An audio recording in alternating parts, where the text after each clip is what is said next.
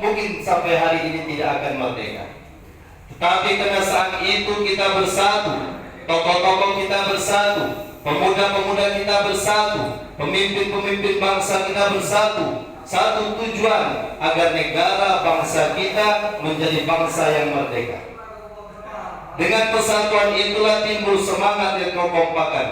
Dengan persatuanlah akan timbul visi dan misi untuk mencapai daripada persatuan itu, yaitu kemerdekaan Republik Indonesia.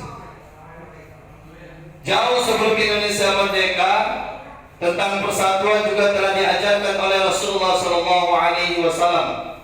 Ketika Rasulullah SAW di kota Mekah, Rasulullah diintimidasi, Rasulullah SAW dihina, dilecehkan, bahkan sampai Rasulullah akan dibunuh oleh orang-orang kafir Quraisy. Kemudian Allah Subhanahu wa taala perintahkan Rasulullah untuk hijrah dari kota Mekah menuju kota Madinah.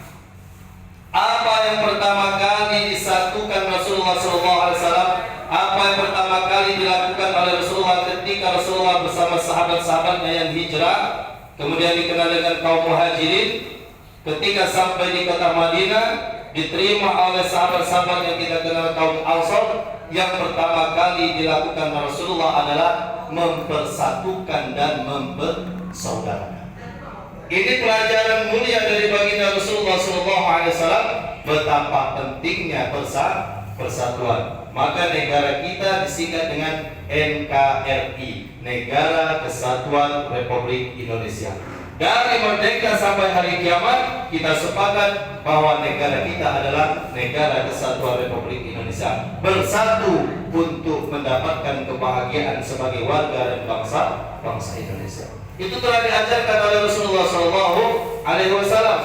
Maka ketika Rasulullah SAW berada di kota Madinah, Rasulullah diangkat menjadi pemimpinnya, menjadi amirnya. Maka Rasulullah SAW kemudian dilanjutkan dengan Khulafaur Rasyidinnya, masih dalam satu kesatuan. Maka Rasulullah SAW, Islam bisa menguasai dunia 2/3 dunia. Kenapa? Karena bersatu. Dan saya yakin juga saudaraku yang dimuliakan Allah, kita mungkin tidak ada di dunia ini kalau orang tua kita tidak bersatu, disatukan oleh ikat pernikahan. Jangan sampai jauh ya. Sahabatku yang dimuliakan Allah Subhanahu wa taala, makanya di dalam Islam itu diajarkan melalui baginda Rasulullah SAW, al-mu'min lil mu'min. Mukmin yang satu dengan mukmin yang lainnya kalbunyan, seperti satu bangunan, yashuddu ba'duhu ba'dha, dan satu sama lain saling menguatkan. Ini bangunan ini kuat karena satu sama lain menjalankan tupoksinya masing-masing. Jadi bukan berarti dengan persatuan itu semua harus menjadi ketua, tidak. Ada ketuanya, ada sekretarisnya, ada bendaharanya, ada anggota, ada struktural dan sebagainya. Semua menjalankan tupoksinya masing-masing. Maka satu organisasi itu akan menjadi jaya, bermanfaat untuk umat dan masyarakat. Itu pentingnya persatuan. Kemudian yang kedua yang kita bahas adalah warta. Warta itu mungkin berita, Pak ya. Al-Quran adalah kitab warta yang memberitakan masa lalu, kisah para nabi dan kisah orang-orang terdahulu. Bagaimana Al-Quran mengisahkan kehidupan Fir'aun yang kaya raya tetapi mati dihinakan oleh Allah Subhanahu wa taala. Fir'aun diceritakan di dalam Al-Quran lahir sebagai pangeran, mati sebagai raja, tetapi dihinakan oleh Allah Subhanahu wa taala. Kenapa? Karena tidak mau taat kepada Allah. Bukti kalau Fir'aun itu dihinakan oleh Allah apa Pak Ustaz? Buktinya tidak ada orang tua yang ketika anaknya lahir kemudian anaknya dinamakan Fir'aun. Kalaupun seorang pemimpin dipanggil ke podium untuk ceramah dipanggil Fir'aun, tidak marah boleh. Padahal Fir'aun itu orang hebat, kaya raya, semua orang ingin kaya. Pemimpin tertinggi, semua ingin menjadi orang nomor 1, tetapi dia tidak mendapatkan kemuliaan dari Allah Subhanahu wa taala. Kisah ditulis di dalam Al-Quran, warta, berita, sebagai pelajaran bagi kita umat saat ini, untuk tidak melupakan Allah Subhanahu wa taala. Nabi Adam ketika sendirian berada di surga, pada satu waktu dia melihat di surga itu, di pintu surga itu tertulis La ilaha illallah Muhammadur Rasulullah. Tidak ada Tuhan yang wajib disembah, tempat kita meminta, tempat kita memohon illallah, kecuali Allah Subhanahu wa taala, dan itu bersanding dengan kalimat Muhammadur Rasulullah, Muhammad utusan Allah. Maka bertanya, Nabi Adam alaihissalam ini bertanya, ini siapa? Apakah ada manusia lain selain saya? Maka dia bertanya, ya Allah, siapakah Muhammad itu? Maka Allah Subhanahu wa taala mewartakan, mengabarkan kepada Nabi Adam alaihissalam bahwa Muhammad itu saat ini tidak ada, tetapi suatu saat dia akan lahir. Dia adalah anak keturunanmu, dia adalah manusia suci, manusia yang paling mulia, memiliki akhlak dan menjadi contoh bagi seluruh aspek kehidupan umat manusia. Dia adalah Nabi kita, Nabi Muhammad Sallallahu Alaihi Wasallam. Diwartakan oleh Allah akan kehadiran Rasulullah Sallallahu Alaihi Wasallam.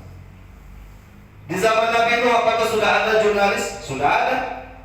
Contohnya apa Pak Ustaz? Ketika mengalami banjir yang begitu besar, seluruh dunia saat itu tenggelam, beberapa hari terombang-ambing di alam di atas air itu, maka terdamparlah kapal Nabi Nuh beserta pengikut-pengikut yang ada di dalamnya itu di atas Gunung Judi. Kalau saat ini Gunung Judi itu kalau tidak salah ada di Turki.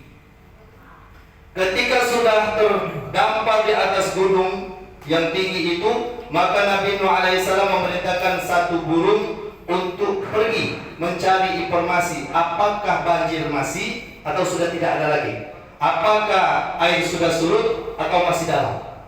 Maka burung tadi terbang, maka burung tadi mengambil satu ranting pohon yang patah, kemudian ranting itu disampaikan kepada Nabi Nuh alaihissalam.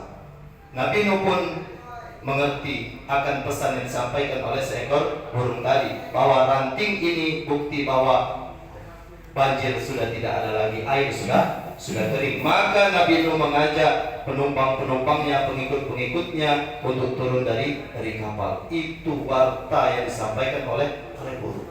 Maka sifat dan narasi daripada warta itu adalah harus mempersatukan. Maka Al-Quran juga menyampaikan, selain Al-Quran menyampaikan cerita-cerita masa lalu, Al-Quran juga mewartakan, memberikan kabar untuk kita tentang kehidupan akan datang. Innal ladzina kafaru min ahlil kitab wal musyrikin fi nari jahannam khalidina fiha ulaika hum syarrul bariyah. Sesungguhnya orang-orang yang tidak mau beriman kepada Allah, dia kafir, orang-orang yang musyrik, maka nanti di akhirat dikabarkan oleh Allah, dia akan dikumpulkan oleh Allah di nerakanya Allah Subhanahu wa taala khalidina fiha selama-lamanya. Dan mereka adalah seburuk-buruknya makhluk ciptaan Allah. Dan juga Allah Subhanahu wa taala memberikan kabar, innal ladzina amanu wa 'amilus shalihat ulaika hum khairul bariyah.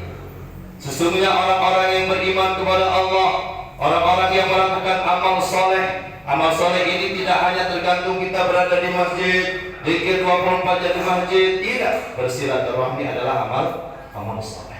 Berbagi adalah amal soleh. Ya, memberikan nasihat melalui medsos, melalui media itu adalah amal soleh. Menyampaikan ada tabligh akbar, menyampaikan ada ustadz yang akan datang, itu adalah amal soleh. Amal soleh itu luas ruang lingkupnya. Apapun kebaikan yang kita lakukan dilihatkan karena Allah, itu adalah amal soleh. Maka dikabarkan oleh Allah kabar gembira, jazaohum 'inda rabbihim jannatu 'adnin tajri min tahtiha an-nahar. Maka orang-orang yang beriman, beramal soleh akan mendapatkan ganjaran surga adn tajri min tahtiha an-nahar khalidina fiha abada. Mereka akan selama-lamanya, kata Allah, di dalam surga Aden itu khalidina fiha, di mana digambarkan oleh Allah di dalam surga Aden itu ada sungai-sungai yang airnya mengalir. Khalidina fiha abada, mereka selama-lamanya di dalam sana. Radhiyallahu anhum wa radu an. Mereka ridho kepada Allah dan Allah beridho kepada mereka. Telah dikabarkan oleh Allah Subhanahu wa taala. Maka Al-Qur'an adalah produk Allah Subhanahu wa taala yang mewartakan, memberitakan kabar gembira bagi orang-orang yang beriman bertakwa kepada Allah Subhanahu wa taala. Kemudian yang terakhir itu ikhlas. Jadi kira-kira menanggung berupa singkatan PWI, Persatuan Wartawan Indonesia, menjadi Persatuan Wartawan Ikhlas, itu kira-kira melanggar kode etik jurnalistik apa gitu ya? Melanggar ya?